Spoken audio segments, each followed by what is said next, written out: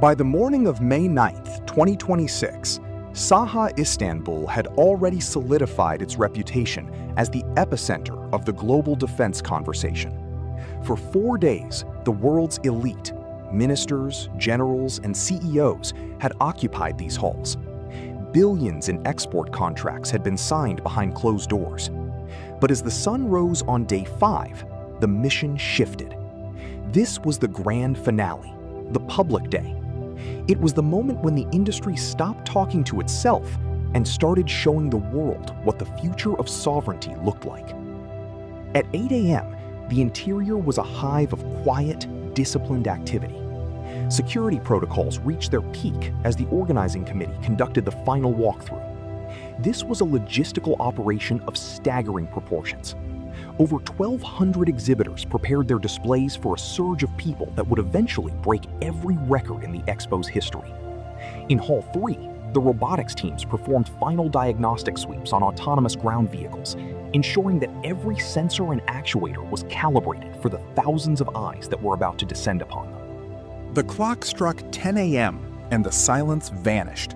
Gates 1 through 5 opened simultaneously, accompanied by the resonant echoes of a live ceremonial marching band. The influx was immediate and calculated.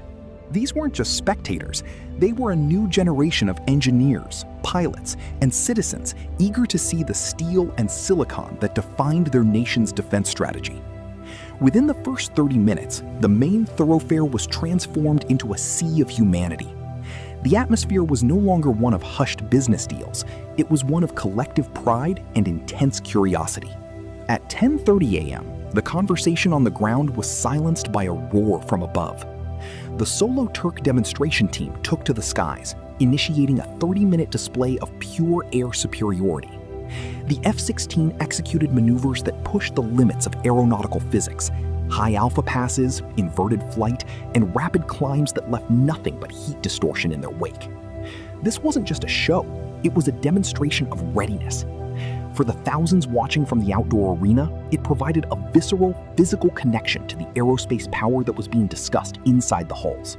As the crowds filtered back into the climate-controlled halls, the focus shifted to the core of Turkish aerospace.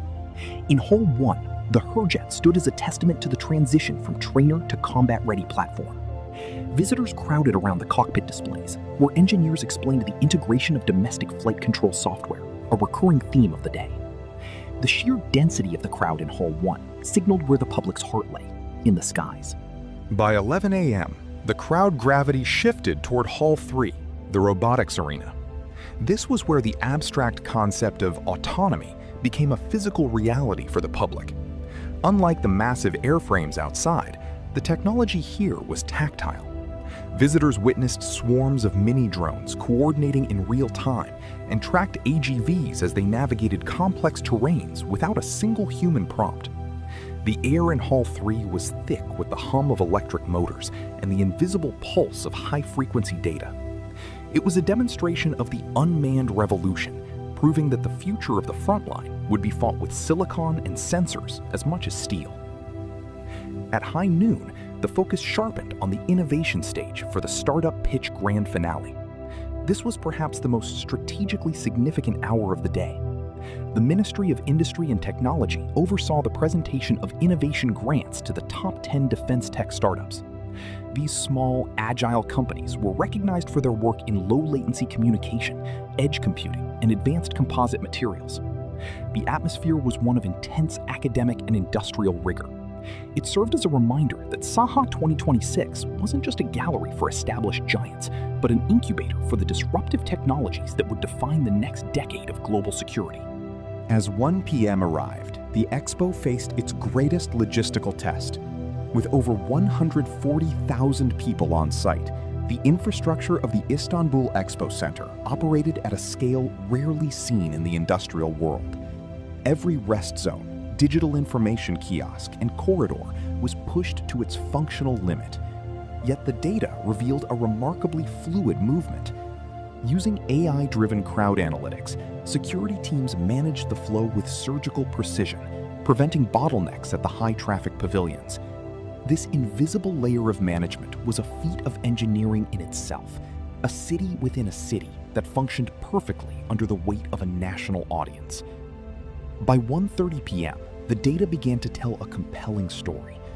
The dwell time analytics showed that visitors weren't just passing through, they were lingering. The Unmanned Aerial Vehicles Pavilion emerged as the undisputed center of gravity, with an average engagement time of 45 minutes per person. As the clock ticked toward the 2 p.m. peak, the concurrent visitor count crossed the 115,000 mark.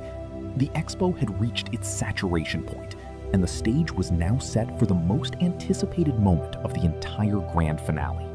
The afternoon was dominated by a single question: can a machine truly replace a pilot? As the industry leaders took the stage at 2 p.m., the world listened. But the real answer wouldn't come from a speech, it would come from the tarmac. Exactly at 2 p.m., SAHA 2026 reached its absolute saturation point. The data confirmed it. 115,000 people were inside the gates simultaneously.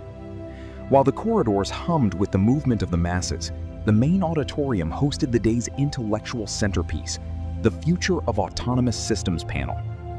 This wasn't merely a discussion, it was a strategic roadmap. CEOs and military theorists sat side by side, debating the moral and tactical implications of AI integration in next-generation UCAVs. The air in the room was heavy with the realization that the era of human-only dogfights was drawing to a close, replaced by the cold, lightning-fast logic of the algorithm. While the panels continued inside, the outdoor arena became a laboratory for the 2:45 p.m. drone swarm coordination demo. 500 autonomous units took to the sky, functioning not as individuals, but as a single distributed organism. They demonstrated search and rescue patterns with a level of precision that no human pilot could replicate. For the spectators below, it was a hauntingly beautiful display of collective intelligence, a digital swarm capable of blanketing a battlefield or a disaster zone in seconds. The climax of the day arrived at 3:30 p.m. In a coordinated logistical effort, a live feed was patched into every single screen across all 8 exhibition halls. The subject was the Bayraktar KIZILELMA. For the first time in a public setting of this scale, the unmanned fighter jet initiated its ground demonstration.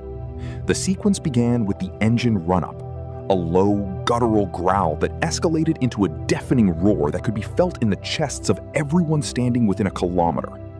This was the sound of a paradigm shift. The KIZILELMA wasn't just a drone, it was the physical embodiment of a new doctrine.